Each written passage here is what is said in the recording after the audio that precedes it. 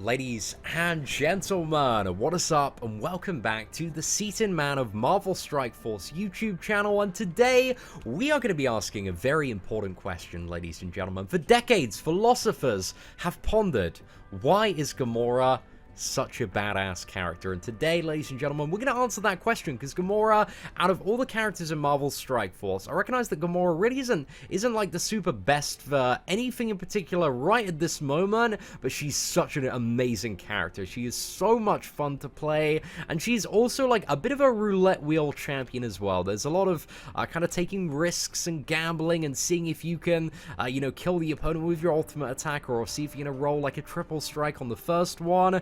But Gamora has some insane damage, and she's so much fun to bring to raids.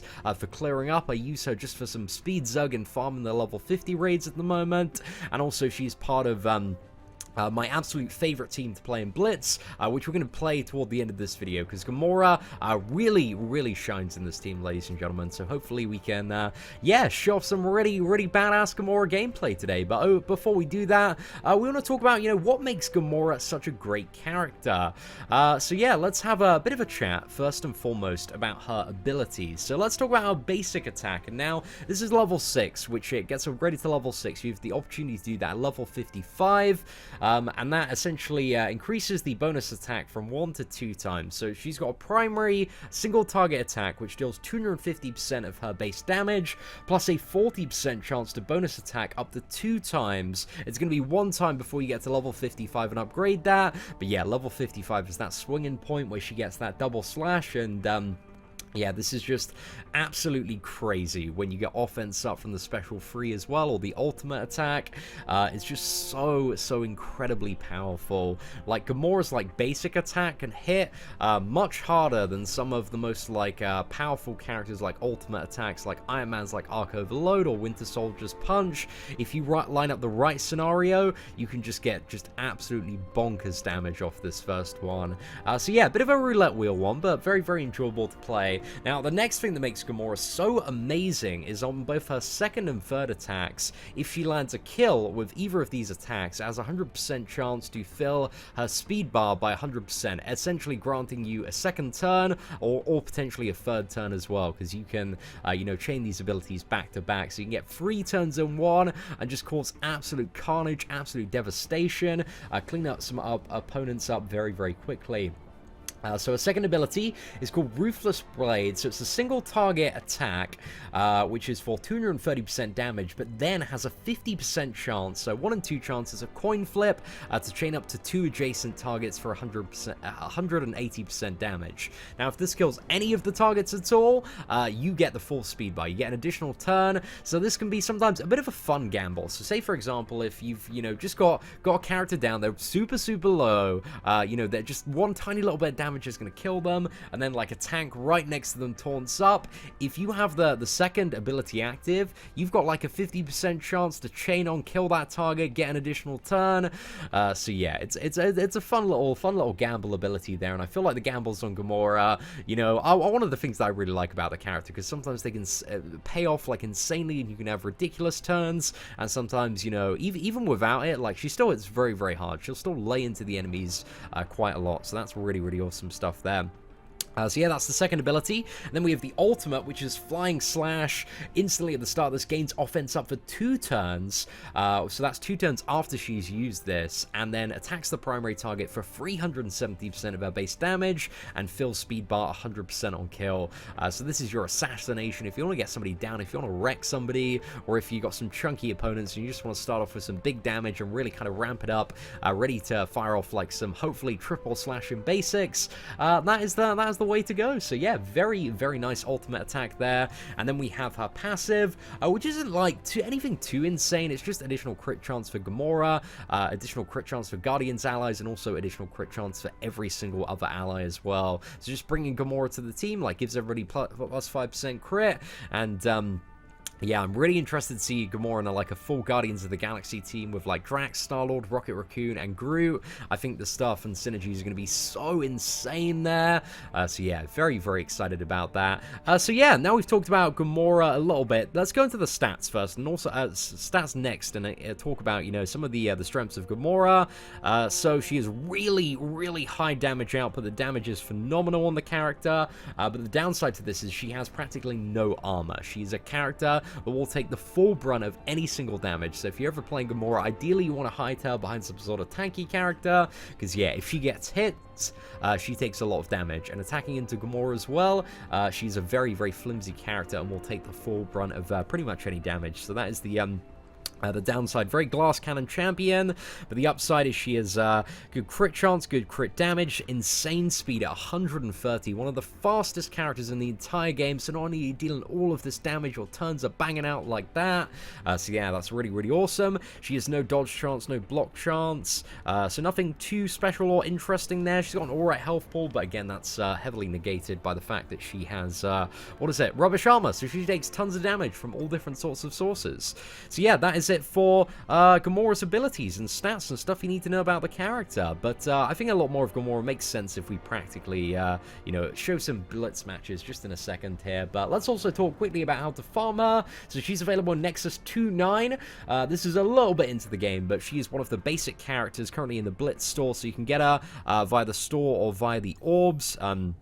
And I think out of all the Blitz characters, Gamora is the #1 to farm at the moment, with Crossbones being a very, very close second. But Crossbones is so good. He's so good for Blitz and so good for Arena. But when it comes to the longer, more sustainable stuff like Crossbones, he's a guy, he gets into a match, he blows his load, he detonates, and then that's job done. But, you know, that's what you need. That's what we need in something like Blitz and something like Arena. But Gamora is the gift that just keeps on giving and giving and can keep on going and take out like tons and tons of waves and be a very, very valuable asset to the team. So I do think Gamora kind of is the top option to buy and try and get up to a really, really high star level with any of the Blitz credits you get. And Blitz credits, man, they're not too hard to farm at all. Like, you get your hands quite a bit on them the deeper and deeper you get into Blitz. But anyway, ladies and gentlemen, now that we've done enough bum licking of Gamora, let's get stuck in. So my Arena teams, like, they're very, very alternate. I have like 4 Infinite Arena teams, but this is only day 1, so we're not up to the 4 times multiplier yet.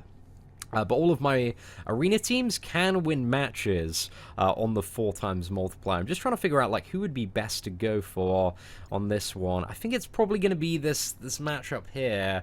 It's a little bit annoying, man. That mercenary might be a bit of a pain in the ass. But let's see what we can do, because this is our burst team. I don't know, man. Hopefully we don't get too wrecked here, and we play quite well. But it's still on a fairly low win, so the difficulty shouldn't be too bad. Right, so I think we're going to start off this fight with Gamora, and we're going to go in. We're going to slash on the Crossbones or the Yondu. I think we'll go ahead and slash on the Yondu there. And for Spider-Man, let's get the defense down on Crossbones, and then we're going to shield toss just to chain that on and deal the damage, because the stuff that's going to kill us here is like too much damage from Quake, Yondu, or Crossbones. So trying to get all 3 of those down fairly efficiently is the kind of goal and objective here. So we're going to go in for the massive punch on Winter Soldier. That should take Crossbones down quite low and set us up quite nicely for the next turn. So we're going to go ahead and use the Flying Slash. Hopefully that's going to get Crossbones down. Clip off the Yondu there. And then we're going to go triple. We're going to gamble for a triple slash on the Quake. Oh, we got a double slash. But as you can see, man, that cleaned up very, very nicely. Just going to use Spider-Man's ultimate here on Quake, because if we use it on Captain America, he might resist it. So yeah, down Quake goes. But that was pretty much a perfect example of just how crazy Gamora is. In the right setup, the right scenario, man. She's just such a badass character for cleaning up fights, especially if you kind of, plan a lot of your strategy around her. And that's like you get increasingly used to. Got a triple slash on that Lieutenant, managed to finish him off quite nicely. But yeah, I was a little bit worried about that team, man. I thought they were going to be quite the problem. But luckily, RNG and some decent lineup and some decent playing served us quite well that time. So who do you want to go for next? I think this team's probably going to be the easiest one, because Verona and Hulk are good enemies to look out for in Arena Man, because they're not really doing too much. Like, they're fairly easy to play around. So I think we're going to go in. Our priority here is probably getting the Yondu down. So let's use the defense down on him, get a little bit of chain on damage there, get a good shield toss on Captain America. Damn, man, that Yondu's already down. Okay. I don't think I'm going to be able to use... I'm just going to use Iron Man's area of effect here. But hopefully we can punch into... Do we want to punch into Hulk? I think he's going to have his taunt up next turn. Let's see what we can do, man. Yeah, I don't think we... I think if we got him with Iron Man single target... I don't know, we might still be able to get him down. Let's see what happens. Come on, offense up. Oh, so close. Oh, man, that would have been such a good turn. Well, unfortunate, ladies and gentlemen, unfortunate, but not a game changer there. He still had quite a lot of health left, actually. Hulk is, he's a bit of a chunky boy. Right, let's use the second ability on Gamora now. That should get that Gamora down, and now we can just go in for Spider-Man, and yeah, the chance to dodge is split up by, what is it? Multiple slashes. So also that's a tip for fighting any opponents that might have evade up. Like Gamora's multiple slash can clear the evade and then like attack in additional times as well, which is a really cool little interaction there. I quite like it. Right, let's go for another one. Oh yeah, this one shouldn't be too bad at all. We got Hulk here, we got, what is it, Noodle Fists as well. Iron Fist is such an underwhelming character. I'm thinking about doing a video where I compare Iron Fist to Wolverine, because they're so similar in terms of their character design, but Wolverine's like better, but still Wolverine isn't like a good character at the moment. He still doesn't really have like enough going on. Okay, let's apply that defense down on Gamora. And yeah, we'll use the shield toss, just getting some big damage at the start. Iron Man's area of effect should be able to clear off Gamora. Oh, we got ability blocked. Okay, we'll just single target her. That's fine. And it's going to be a bit of an annoying one again, because we're going to be hidden behind Hulk, probably. Right, let's use the fist on Korath there. Just try and get him down. Oh, no! Luckily, the stars aligned, ladies and gentlemen. Hulk was a little bit too slow. Come on, can we get Iron Fist down? Okay, we just got a single slash there, but still, I was lucky that Gamora was fast enough to get in there. So yeah, really awesome stuff there, man. And Gamora, like with Black Widow as well, just only serves to further enhance it. But I do have, what is it, four infinite teams, and Black Widow is in kind of a different combination that I have.